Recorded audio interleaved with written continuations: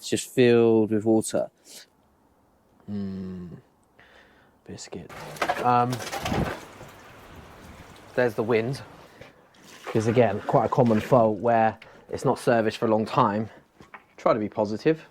I don't mind if you're sort of, it's like the gentleman the other day, a bit of constructive criticism, which is all good.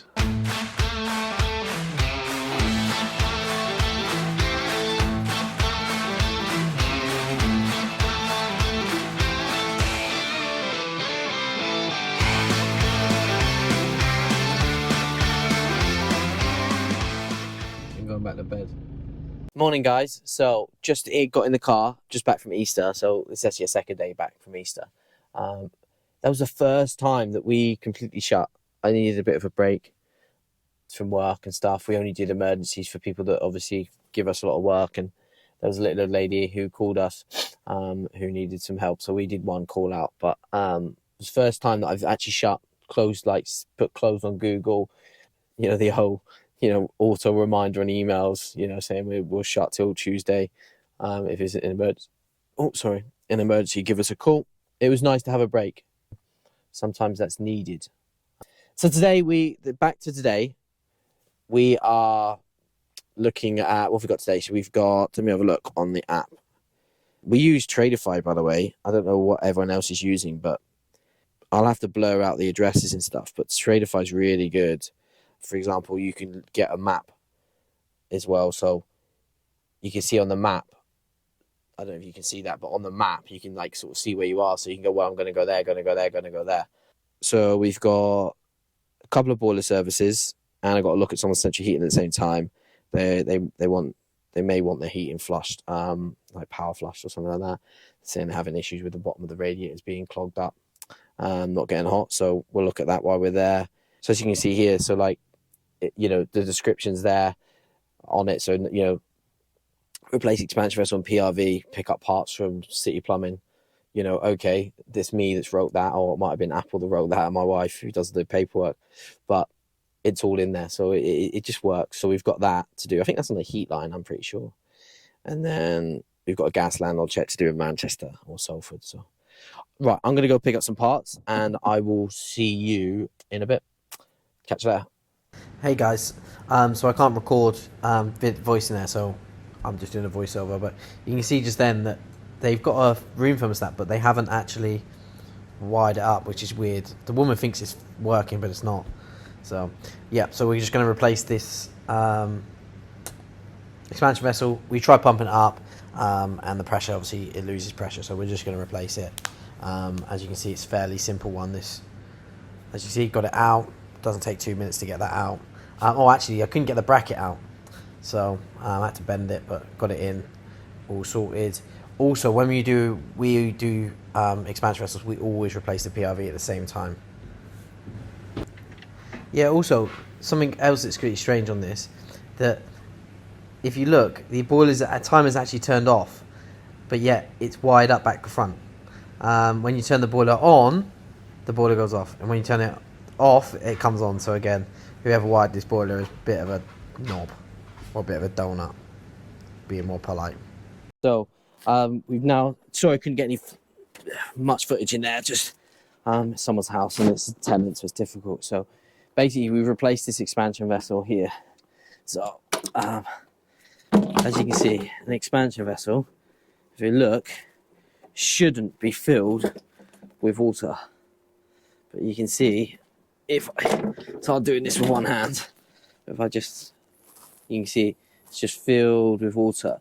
We've tried pumping it up, but once we pumped it up, a couple of days later it came back to this. So just replaced that. So obviously the expansion vessel is gone. It's now heated up, it's all working. So where am I off to now? I'm off to Drawsden to do another one.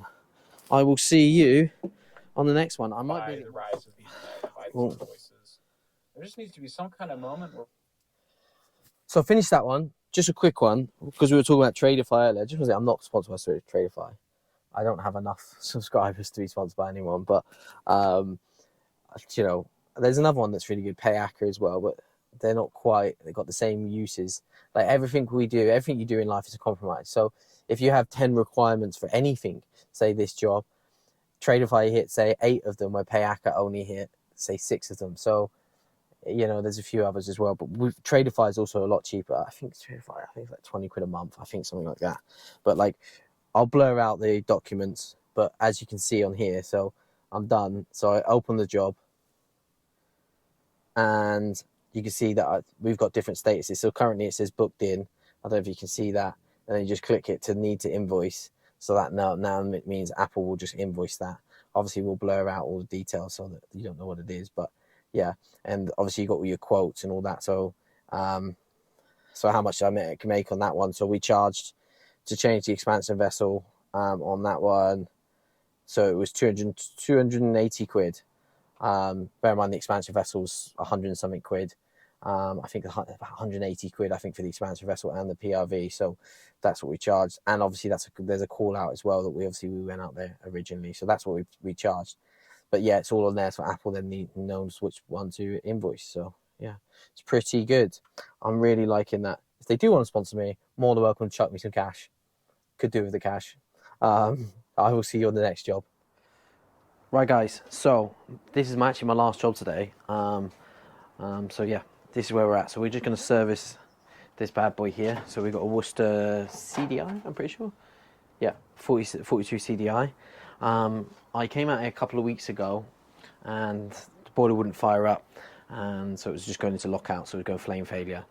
Came out, took the spark electrodes out, give them a clean. It's all working now. But like I said, they wanted it serviced, cleaned out, and changed those spark electrodes just because obviously they're getting a bit old.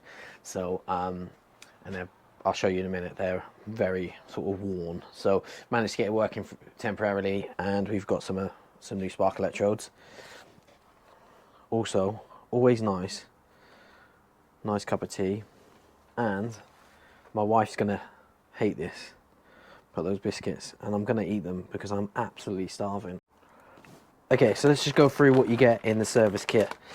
So obviously you get your main burner washer. Pretty sure that's what it is.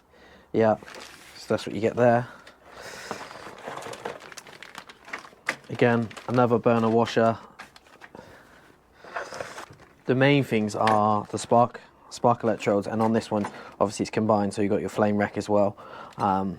Obviously, again, they're probably the most useful because they're probably the most common thing. That and expansion vessels and PLVs, they're the 3 most common things to go on boilers. And most of the time, you know, these ones are actually quite expensive, but on like the Baxies, they're quite cheap. So, and then on this one as well, this is a very common part to go on a boiler, these boilers. So they clearly send you one out just to replace it. I can't remember what it's called. It's the flow something or other. It's not the flow turbine, but it's next to the flow turbine. There you go, flow turbine adapter. It's really common to go on these, massively common. They just degrade, so they become very brittle. So that's what we got. First thing you do, check the boiler actually works. Good job we got some taps here. This is always useful. There's the wind. A few moments later. It's windy today and my blocks just blew across the garden, so I'm going to quickly just shut that door. Shut that door! That's my very bad accent of whatever I was trying then. So check it's working, you know, because you don't want to take a boiler apart and then come back, put it back together, and it turns out it doesn't work, because they're going to instantly go, you made that not work. Or that's even if they don't. That's the way you're going to feel if you have any sort of integrity anyway. So check that she works. Have another bite of the biscuit. On here it says a clip at the top. Take that off. So I'm now eating. So what you also don't want to do is you don't want the boiler to be too hot. That's, you know, so don't have it on for, you know, 10 minutes running it to make sure it works. Just make sure she fires up and stuff, because you don't, obviously on this one you don't want it not to be too hot, because it's gonna burn your hands. So cup of tea. Right, so turn the boiler off. There should be an isolation switch, which I believe is this one. Right? Yeah, there we go. So first thing I always do is condense. You know, it's quick, it's there. You have your bucket underneath. On these ones it's fairly simple. Have your bucket underneath.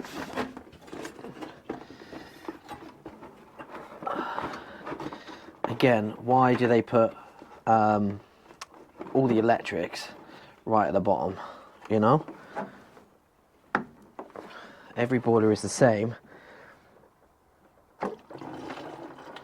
You know, so you're trying your best not to get anything on the electric, so.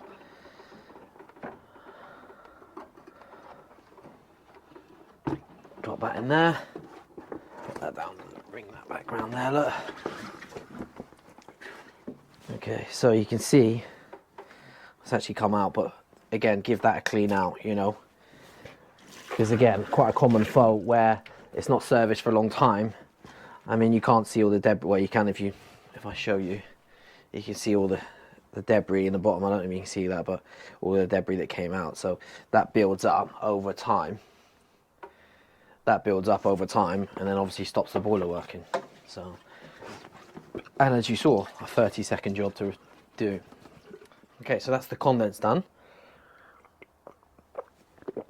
Right, what we'll now do is we'll take out our spark electrodes, which on these are fairly easy.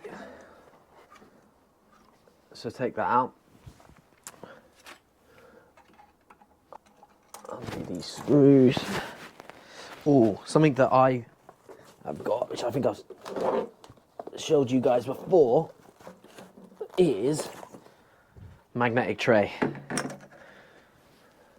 I never do any work on a boiler now without a magnetic tray. Always one, and there's one in my plumbing bag and there's one in my gas bag. So that's how we work, by the way.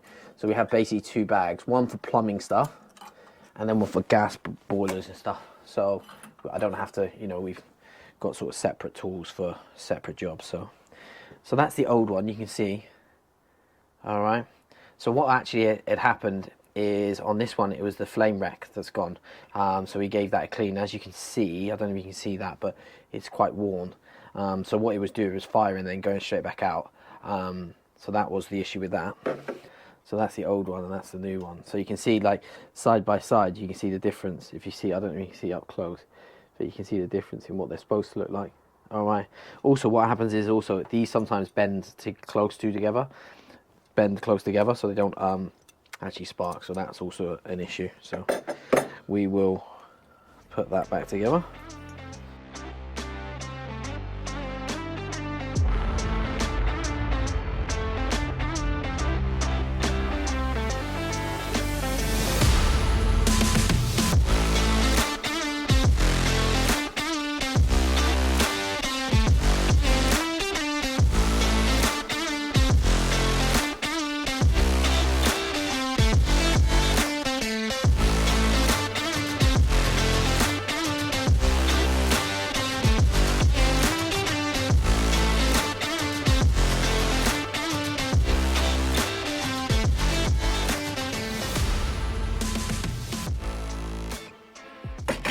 So, old one and then the new one's going in.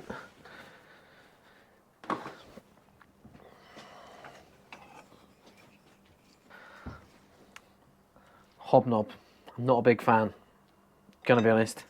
I'm gonna say I'm a chocolate guy, so chocolate digestives or something is my favourite. So whatever you like, guys, put in the comments. Or don't, do whatever you want really. But yeah, would help, because it really helps us. I say doing these really helped. It's really helped us sort of get a bit more work. Like these people saw us on Google and then obviously saw the videos on our website and then on YouTube. So it just helps us sort of stand out a little bit. So, and the comments obviously help as well. Try to be positive. People that have done maybe certain things more than I have. But try not to be rude. No need to be dicks.